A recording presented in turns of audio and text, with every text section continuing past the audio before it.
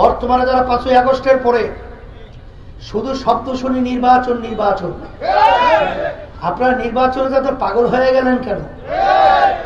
Fascist খুনি 5ই আগস্টে পালালো, তারা তো 5 বারের জন্য শক্তভাবে বসেছিল। তখন আপনারা কি করতেন?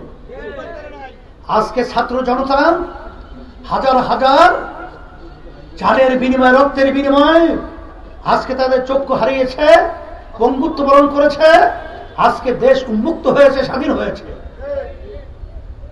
প্রয়োজনীয় সংস্কার ছাড়া এই বাংলাদেশের ভিতরে নির্বাচন হতে দেওয়া যায় না, হতে পারে না। যারা নাকি নির্বাচনের জন্য বারবার বারবার কথা বলছেন, আমি তাদেরকে প্রশ্ন করেছিলাম যে আপনারা নির্বাচনের ক্ষমতায় যে কি করবেন? এখনই তো আমরা লক্ষ্য করেছি যে আপনাদের দলীয় লোকদেরকে, নেতাদেরকে, কর্মীদেরকে, সমর্থকদেরকে এখনো তো আপনারা নিয়ন্ত্রণ করতে পারছেন না। আমরা দেখেছি ইসলামী নীতি আদর্শ এবং এই দুর্নীতিবাজ মানব রচিত এই নীতি আদর্শের ভিতরে পার্থক্য হলো 5ই আগস্ট যখন নাকি দেশ অভ্যুত্থান হলো, এখনো মায়ের কান্না বন্ধ হয় নাই। মা এখনো কান্নার ব্যক্ত করতেছেন।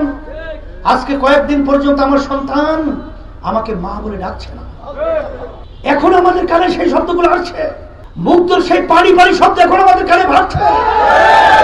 আজকে রাজপথ রক্তে রঞ্জিত হয়েছে।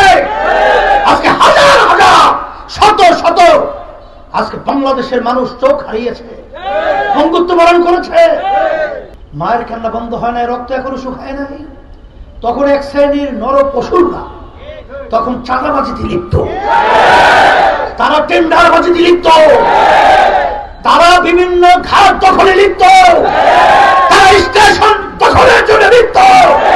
আমি ওদেরকে ধিক্কার জানাই।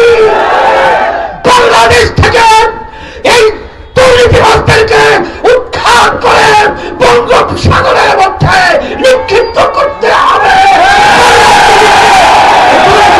করতে হবে। এজন্য আমি বলেছিলাম যে আপনারা যারা নির্বাচনের জন্য পাগল হয়েছেন, আগে আপনারা আমাদেরকে দেখান যে আপনারা নিয়ন্ত্রণ করতে পেরেছেন।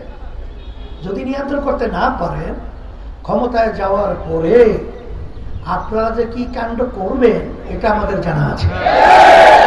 এর জন্য সংস্কার প্রয়োজনীয় আগে, আর যৌক্তিক সময় নির্বাচন পরে, আর সাথে সাথে স্থানীয় নির্বাচন হবে আগে, জাতীয় নির্বাচন হবে পরে। এই হিসেবে আমার ভাইদেরকে বলবো, মাঠ কিন্তু উর্বর।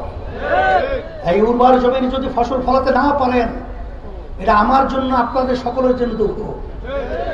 এখানে কিন্তু মাঠ কখনই খালি থাকে না, মাঠ কিন্তু আকাশে জন্মাবে। এখন ফসল ফলাতে হলে যখন মাঠে খেলোয়াড় নামে, এক খেলোয়াড় যদি 100 বেগে মাইল দৌড়ায়, আপনি যদি 50 মাইল বেগে দৌড়ান, 100 মাইলকে ধরা যায়? এখানে পাল্লায় জমিনে নেমেছি আমরা।